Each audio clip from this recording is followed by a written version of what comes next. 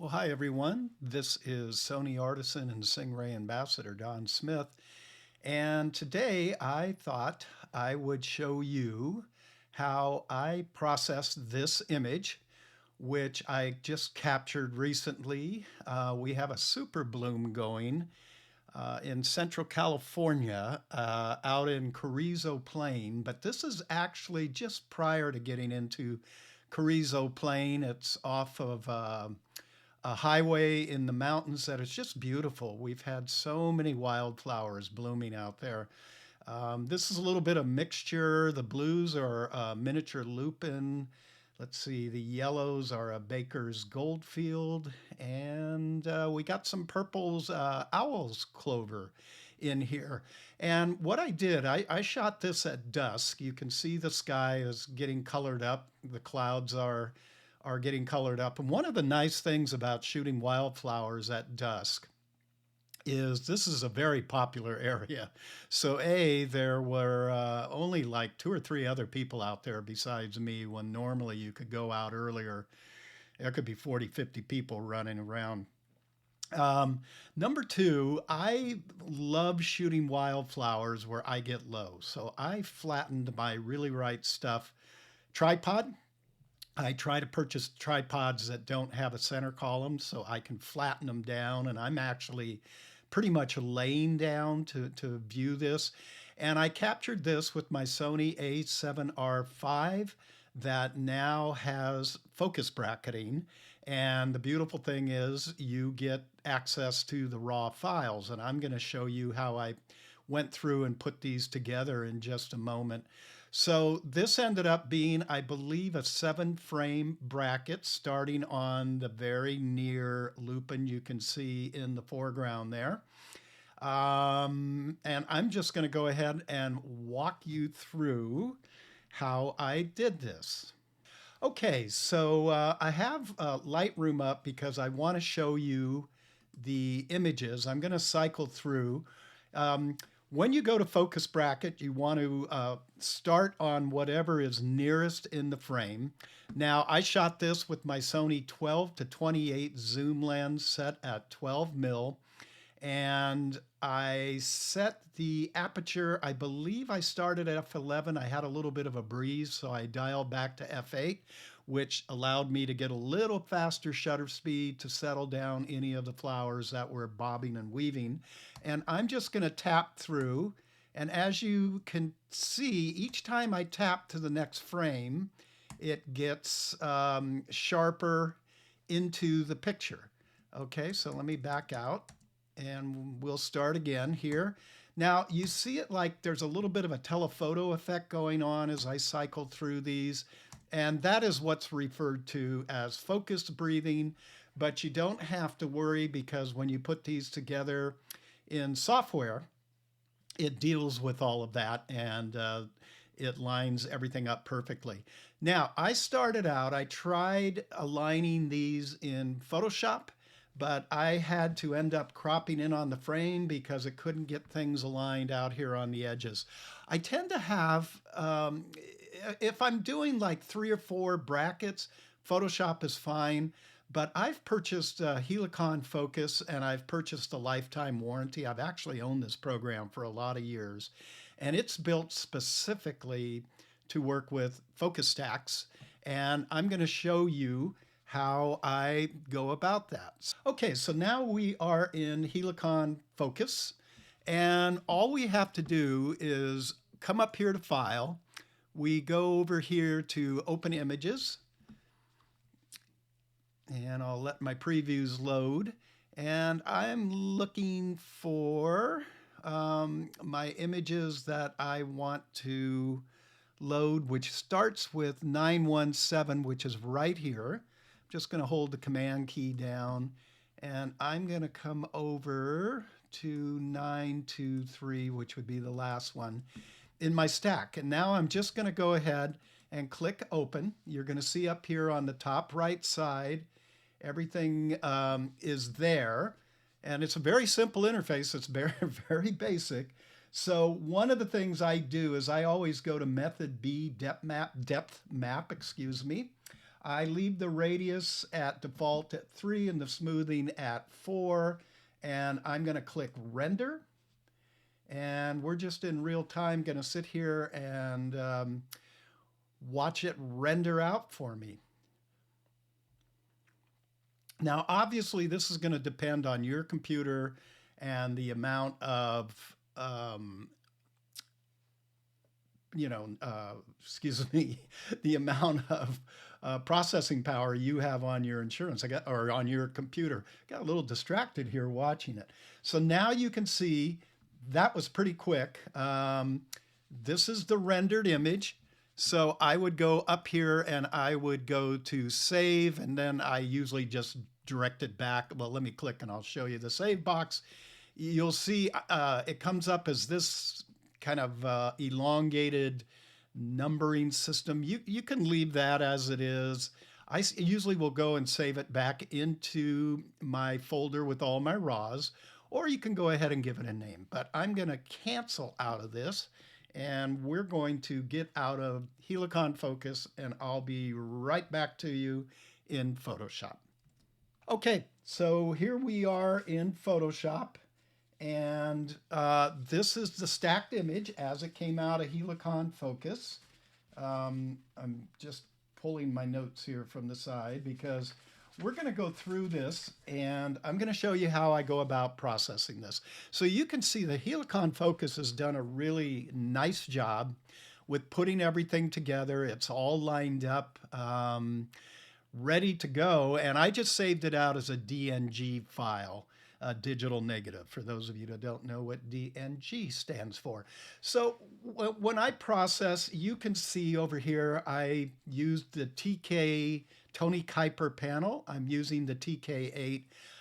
I would say 100% of my images are processed using the TK8. Oftentimes I'll use it in conjunction with third-party programs, such as the cool programs out from Topaz, Topaz AI Photo, and also from Luminar Neo. I love both of those programs, and sometimes I'll use it with those and sometimes I don't. This one I'm just going to take you through and not use any third-party programs. So I always start by doing a brief analysis of the photo. Now this was shot at dusk, so we have kind of, flat light. So obviously this picture is going to need a little bit of contrast boost, and I'll show you how I deal with that in just a moment. But what I'm looking at is these owl clovers here. These were a little more purple to my eye and a little more vibrant to my eye. So I think that's going to be my starting point. And if you're not familiar with the TK panel, just relax. I just kind of and kind of watch what I'm doing. I just want to show you the power of this panel and how I use it. So you have different ways of creating masks, and that's what it's all about. And basically a mask is isolating. You build a mask to isolate a portion of the picture that you want to work on and leave everything else alone. So my goal starting is to isolate these purple owls clover, bring up the luminosity of them just a tinge, and bring out the purple in them just a tinge. So the way I do it is I select what we call a color tool, color picker, and I'm just going to go in and click on the purple on this owl's clover. I may come over here. This is a little bit richer, and I'll just click OK. Now, whatever is starts out in white or a shade of gray is going to get the effect. And you can see it ended up picking too much of the lupin. So I'm going to try to see if I can narrow down that selection. And I'm just going to pull up here on this little color channel. I'm going to get rid of the blue. You could see it was originally saying, hey, pick some of that blue too. And it was picking the lupin, and I just want the owl clover. So I just move this along to kind of line this up. And now I'm going to come to this little slider, and I'm going to brighten up those lupin. Okay, so this is a brighten slider, and this is kind of where it's eliminating tones very close by it. I don't want to take too much of that out. I am going to take this little black paintbrush here, and I'm going to paint out this area up here. Let me get my opacity set for 100. There we go. And then I'm going to come down here to this little levels command, and we're going to brighten these up just a little bit more. Let me grab the midtones, and I want to grab the highlight slider. Okay, you can see it's just, I'm going to back off on this. We're just trying to tighten it up and just target in on the owl's clover. So this is doing a pretty good job. Let me go there, and I'm going to move this other slider there. Okay, so now I have to output it to something now that I've selected the owl's clover, and I'm going to output it to this color grading tool, and we'll let the interface open up. This is similar to what you would see in Lightroom, but now we're working with the power of a mask. So what I want to do is you can click either blacks, midtones, or white. I'm going to start with the midtones, and I'm going to come down here to this luminosity slider, and I'm going to lighten them up a little bit. You can see as I'm tugging on that, it'll lighten them up. I don't want to go too light, but I do want to add a little purple in there. There we go. Okay. So now that's getting it a little more to what my eye was seeing. So let's turn this layer on or off. There's how it came in, kind of flat. And now we've added some color. Okay, so we're off and running. Now I'm going to look at this picture again. We take it a step at a time, and I'm noticing this owl's clover over here is still kind of dim. So we're going to cancel out of here. I'm going to go back to my color picker, and we're going to select a mask. Let me get into the purple right about there, and I'm going to hit OK. And you can see it has selected that. And I'm just going to let my eye go to this. I'm not worried about anything else here because I'm going to show you how we're going to deal with that in just a moment. Let's try coming over here. No, this time I don't want to do that because it's making it darker. So I'm going to come to my slider. Now I've got it selected really well. But you're saying, hey, you got everything else selected here too. Well, we're going to tap L for the lasso tool. And we're just going to lasso this little portion that I want to work on, okay? And if you come up here, you're going to see this little icon, and this is what's called Mask the Mask. So I created a mask, but I want to get rid of everything else. So it comes up as a feathered selection. I really don't need it feathered, so I'll just hit cancel. And voila, everything else disappears, and it just shows what it is I want to work on. So now I'm going to come back to my color grading tool, and we'll let that open up. And first thing I want to do is lighten those up a little. Oops, I got to click something, right? So shadow, midtone, or highlight. So let's go to midtone, and I'm going to brighten that up a little, and then we're going to add a little bit of purple in there. And now you can see this purple's matching more of that purple. Let me see if I come over here and take the slider down just a little bit. No, I want to leave it about there. I think that looks right. I'm going to turn off that and turn it on. And now you can see we have selected that, and we've got our owl's clover looking pretty good. Okay, so now what is the next step I want to do? Well, I told you I shot this at dusk.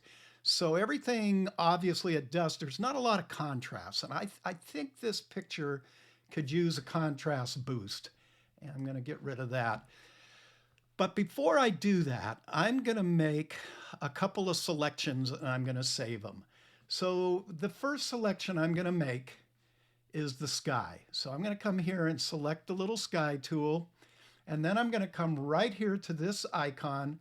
And this is going to allow me to save this. This, you can see save selections in my channels. I'm going to call this sky. And I'm going to click OK. And then I'm going to come back over here and I'm going to invert the selection. Whoops, excuse me. I got to come here. I'm going to invert the selection. And now it's selected the foreground. And I'm going to save this out. And we're going to call this foreground. And we're going to say, okay. Now, if you were to come up here, you're going to see here in the channels palette, it has saved my sky and it has saved the foreground. And this little icon here, you're going to see that it has saved the sky and saved the foreground. So I can always get back to it. Okay, so I've got an active selection and that is the foreground. Okay, but before I do that, what I want to do is, let me cancel out of here. I am going to I want to make a contrast boost on the foreground here, but I want to leave the sky alone. So here's how we go about doing that. I'm going to come up here to my luminosity panel. And these three numbers down here correspond to midtones. That's a midtone 1, midtone 2, and a midtone 3. And I think in this instance, the midtone 3 does a great job of selecting those flowers. But I don't want necessarily the sky selected. So Tony adds in a great little feature here called the mask calculator. Now this freaked me out the first time I started playing with it, but I'm very much more comfortable with playing with this now. And so I'm going to show you what we're going to do. Here we've got a number 3 midtones mask selecting the whole picture, but I don't want the sky selected. I only want that foreground of flowers. So I'm going to click the mask calculator and I'm going to say I want to minus out. Now I have to click this X to get out of here. What do I want to minus out? Well, I come to that little icon and I want to minus out the sky. Now I hit the equal sign. Check this out. Now I've got a selection of the flowers and the sky is black, so it won't get any effect. Now I'm going to come back over to my color grading tool. And the first thing I'm going to do is I'm going to click on the blacks. We're just going to darken down those blacks a little bit. Now I'm going to click on my midtones and I am going to open up those midtones quite a bit. And I'm going to click on my whites. I don't want to blow anything here. I'm just going to give it a little bump in the whites. And then I'm going to turn this off and turn it on. Turn it off and turn it on. And hopefully you can see now I've got a really cool bump in contrast in my midtones. And I'm not affecting the absolute whites or the absolute blacks because that midtone number 3 mask is preventing me. It's just taking everything that's inside absolute black or absolute white. So I'm not disturbing my black and white points. Okay, let's get out of here. I'm going to go up. We're going to make another midtones mask now, but this time we're going to target it to the sky. So once again, we're going to come here. I'm just going to select a number 3 mask. You can see it applies it to the entire image. Well, we don't want it in the foreground this time. So we come back to our calculator and we're going to minus out. Get out of here, come back here. We're going to minus out the foreground this time. And I'm going to hit equal. And now you can see the foreground is protected and it's just allowing me to work on the midtones of the sky. So back to the color grading tool. I'm going to click on, this time I'm going to click on the blacks again to start. Excuse me, let me bring that up. And we'll darken that down just a smidgen. I'm going to open up the midtones, but not a ton. I don't want to blow that out. And let's try the whites. Yeah, now we're getting a little bit more of a bump of contrast. Let me come back here to the blacks. Okay, now let's turn this on, off. And you can see that we have brought that sky to life to give it a little more midtones. Okay, so now I'm going to do a reevaluation of the picture. I think I told you the sky was the midtones, but we gave it a little more contrast, was what I meant to say. Let me X out of here. Now, one of the things I want to try is to do a little bit of an overall color boost to this image. And I'm going to come over here to the bottom left of the TK8CX panel, And this is where Tony gives you a lot of cool little actions in here. And I don't have time in this video to go through all of them, but one of them I really like is this soft pop. And I'm going to click on this, and it's probably going to put this picture a little over the top. Yeah, but it's a little too much for my taste. So we have this opacity slider here, and that's the cool thing with working on layers. I can take that off and I can bump it in, and I think I kind of like it right about at 45% opacity, and then I come back to the eyeball, I turn it on and off. Now you're seeing it's just giving a little more of a subtle bump to that sky. Okay, now I'm looking at the image again. What's something I might want to do? Well, my eye is attracted over here to this. I didn't see this when I was laying down, or if I did, I didn't pay attention to it enough. And I'm going to do something here that we could debate till the cows get home. I'm going to stamp all of this, and I'm going to come up and find my patch tool, which is right here. And I'm going to take and select this black area, and we're going to see if we can fill it in a little bit so it's not so boring. And I'm going to take it over, let's see, right about there. And no, I don't like that. I'm going to Command Z out of that. Let's just take it up in there.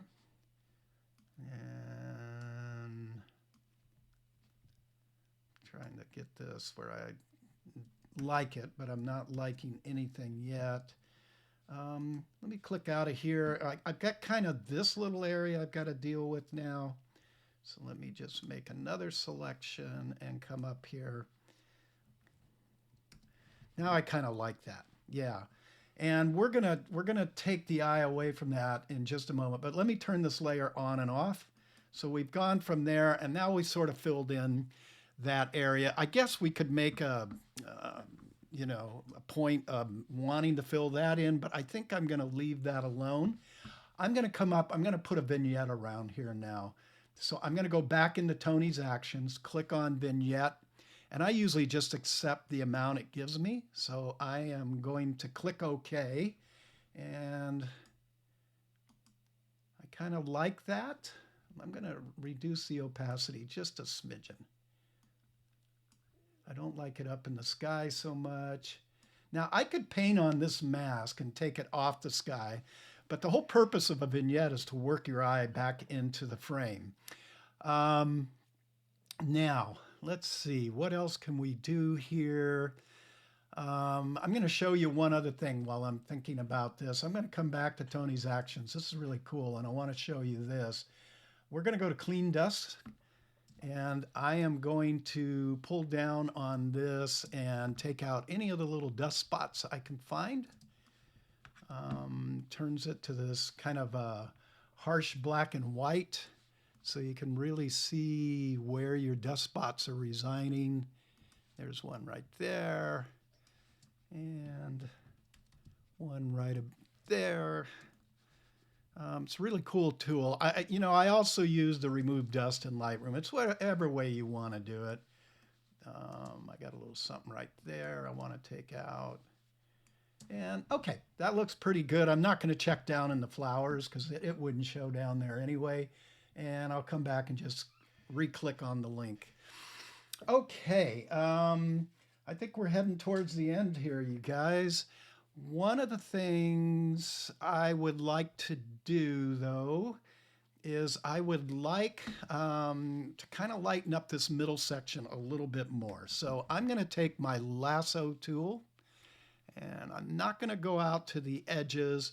I'm just going to kind of draw loosely around the middle and connect it here. Then I'm going to right click and I'm going to feather this because I need to have a transition. I'll just accept what it gives me at 82. That seems fine. And then I'm going to come over here to the levels. Actually, a tool that people often ignore, and I'm going to use it this time, is brightness contrast. It's a simple tool, but watch this. I'm going to just take the brightness up a little bit just to invite your eye into that scene a little more. And I always can bump the contrast just a smidgen. I don't need much here. Let me open it up just a tad bit more. Okay, let's go up to the layer. We're going to turn it off, turn it on, and see how that just sort of invites your eye up into that area a little bit more. I think the last thing I'm going to do is I'm going to take a burn tool, and I'm going to come down here, and I'm going to set this, if you see the opacity is up here, I'm going to just tap the 3 key at 30%. I just want to sort of darken this down a little bit. Okay, this is where we added in that little section of flowers, and I'm going to darken this down, and I'm just going to come across the bottom here. That little yellowish flower is a little bright. I just don't want anything on the edge that's going to draw attention.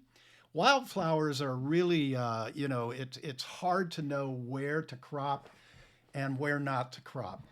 One more step I think I will do. I'm going to add a stamp layer here to tie all of this together.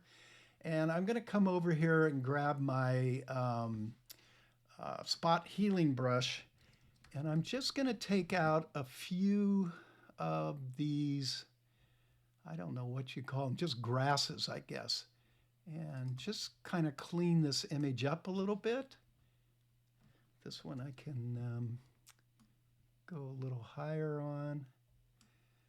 Okay, here's one I definitely want to get out of the sky.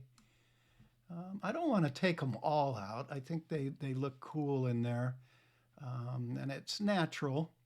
But this is kind of just a taste. This is just, if they're bugging you, you can remove a few of them. I kind of like that guy. I think I'm going to leave him in.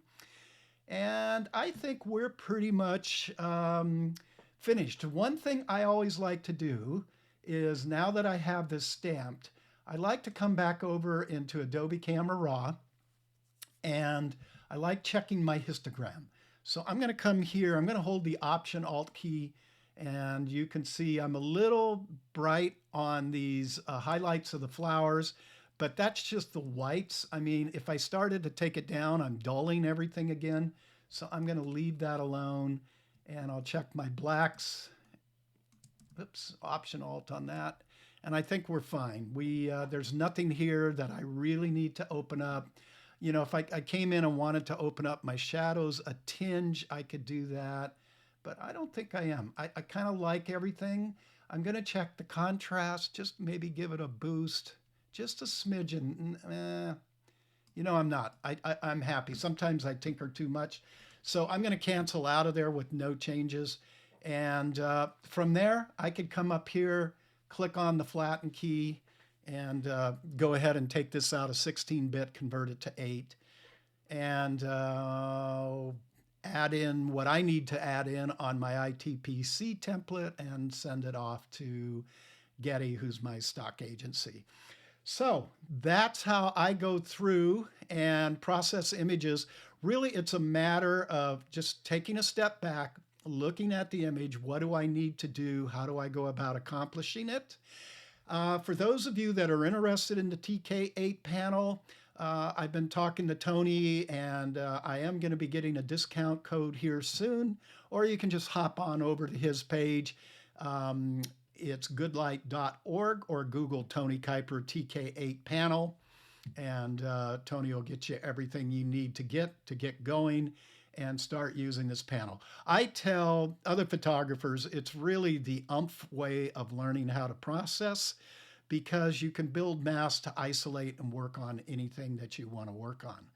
So before I go, I'd just like to remind you of our workshops. You can go to my website, donsmithphotography.com, click on the workshop link. We've got some cool workshops coming up, especially one this fall in Grand Teton National Park. I've got openings. That's always one that fills up. So we'd love to have you on board. It's a beautiful time to be in the park. And we just recently had an opening come available in our December Monument Valley that I teach with Ron Madra. So check it out. We do have Norway also in March, and we have some openings there. just hop on over to my page, and we'd love to get you in one of our workshops.